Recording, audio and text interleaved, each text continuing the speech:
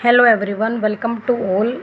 अभी हम करेंगे डे 6 की एक्टिविटी। ठीक है, सबसे पहला क्वेश्चन है, पैटर्न की समझ कर खाली डिब्बों में खाली स्थान भरे। सबसे पहले तो आप ये देखो कि ये 360 जो दिया हुआ है यहाँ पे क्या आएगा, 364 364 आएगा, क्योंकि अगर 360 हम रखेंगे तो कोई भी पैटर्न नहीं बन रहा है। ठीक है, इसलिए यहाँ पे ये प्रिंट मिस्टेक है, आप इसको 364 कर लेंगे। अब देखो 324 के बाद हमारा यहाँ पे 10 का गैप है। ठीक है, यहाँ पे 10 का गैप है, फिर ये 20 का गैप है, 20 का गैप है, मतलब 2 बार 10 का गैप, 2 बार 20 का, और फिर 2 बार किसका गैप आएगा, 30 का गैप आएगा। ठीक है, ऐसे पैटर्न को ऑब्जर्व करेंगे। अगर 360 रहता है तो कोई भी पैटर्न नहीं बन रहा है हमारा, इसलिए ये प्रिंट मिस्टेक है, हम इसको ठीक कर लेंगे।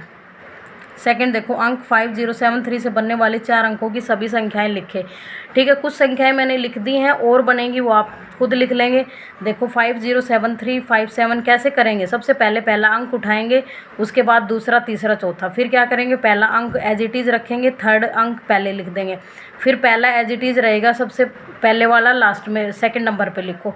ऐसे एक ही डिजिट से अगर ये 4 अंक दिए हुए हैं, बनने वाले 4 अंकों की सभी संख्याएं लिखो, तो आप इसमें इनसे आगे पीछे करके लिख देंगे, क्योंकि एक बार तो सबसे पहले पहला अंक उठाओ, उसके बाद तीनों अंक अदल बदल करके लिख दो। एक बार इकाई पे, एक बार जैसे 0 ही है, 0 को एक बार सैकड़े पे लिख दिया, एक बार दाई पे लिख दिया, एक बार इकाई पे। ठीक है, फिर आप 5 को, फिर 3 को जैसे आगे ले लेंगे, तो 3 को आगे लोगे तो फिर 7, ये जो 0 है, फॉर एग्जाम्पल लेके दिखा रही हूँ मैं, आप बहुत सारी संख्याएं बनेंगी। 0 को एक बार इकाई पे ले लिया, फिर हमने दाई पे ले लिया, एक बार सैकड़े पे भी लेके रख देंगे इसको। ठीक है, नेक्स्ट क्वेश्चन है, 700 तक 3 अंकों वाली कुल कितनी संख्याएं हो जाएंगी।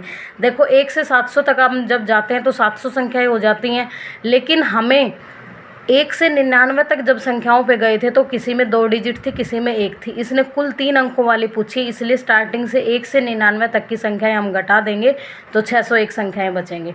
7000 के ठीक पहले वाली संख्या क्या होगी, 7000 के ठीक पहले क्या आता है, 6999 आता है। ठीक है, 5681 में 6 का स्थानीय मान लिखें। 6 का स्थानीय मान, अब देखो 6 कहाँ पे लिखा हुआ है, इसमें इस संख्या में इकाई, दहाई, सैकड़ा, सैकड़े के स्थान पर है। और जब मैंने बताया था स्थानीय मान निकालना हो तो सैकड़े के स्थान पर अगर रखा है तो 100 से मल्टीप्लाई हो जाती है, 6 की 100 से होगी 600, इसका स्थानीय मान आएगा 6 का। ठीक है, नेक्स्ट क्वेश्चन देखो, 8654, 845, 3800, 9085, 6709 को घटते हुए क्रम में लिखना है। तो सबसे पहले सबसे बड़ी वैल्यू लिखोगे, वो आपको पता ही है, सबसे बड़ी वैल्यू हम पहले अंक से ही पता कर लेते हैं। सबसे पहले देखो कौन सा, 9 बड़ा है, पहले लिख दे, उसके बाद सबसे पहला अंक 8 है, 8 लिख दिया। ऐसे आप सबसे पहले बड़ी संख्या लिखोगे, फिर उससे छोटी, फिर उससे छोटी। 7043 का विस्तारित रूप लिखना है। 7043 का विस्तारित रूप लिखोगे तो कैसे लिखोगे, 7 को एज इट इज लिखोगे, उसके बाद जितने अक्षर है उतनी 0 लगा दो, प्लस सैकड़े के स्थान पर 0 है तो सैकड़े में 3 अंक होते हैं, 3 0 लगा दी। फिर उसके बाद 4 के बाद कितने अंक हैं, 1 है, 1 0 लगा दी, प्लस 3 के बाद कोई अंक नहीं है, इसलिए हमने कोई 0 नहीं लगाया।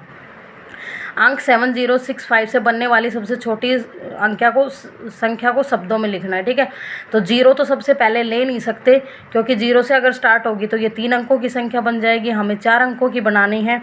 तो सबसे पहले सबसे छोटा अक्षर लेंगे 0 के बाद, 0 के बाद 5 सबसे छोटा अक्षर है, उसके बाद 0 लगा दिया, और फिर उससे बड़ा, फिर उससे बड़ा अक्षर लगा दिया। 5067 हमारी सबसे छोटी संख्या बनी है।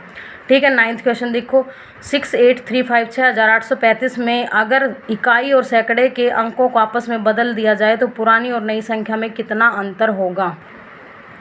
अंक बदलने पर देखो 6835 है, इसने बोला है इकाई और सैकड़ा, इकाई पे 5 है और सैकड़े पे 8 है, 8 की जगह तो 5 लिख दो और 5 की जगह 8 लिख दो, ये मैंने लिख दिया। ठीक है, और फिर इन दोनों को घटाएंगे तो हमारा आंसर आएगा 297, जो कि डिफरेंस पूछा गया है। ठीक है, नेक्स्ट क्वेश्चन देखते हैं, कथन के अनुसार सही और गलत लगाने हैं। सबसे पहला है, सभी प्राकृतिक संख्याएं पूर्ण संख्याएं भी हैं। ठीक है, ये बात सही है।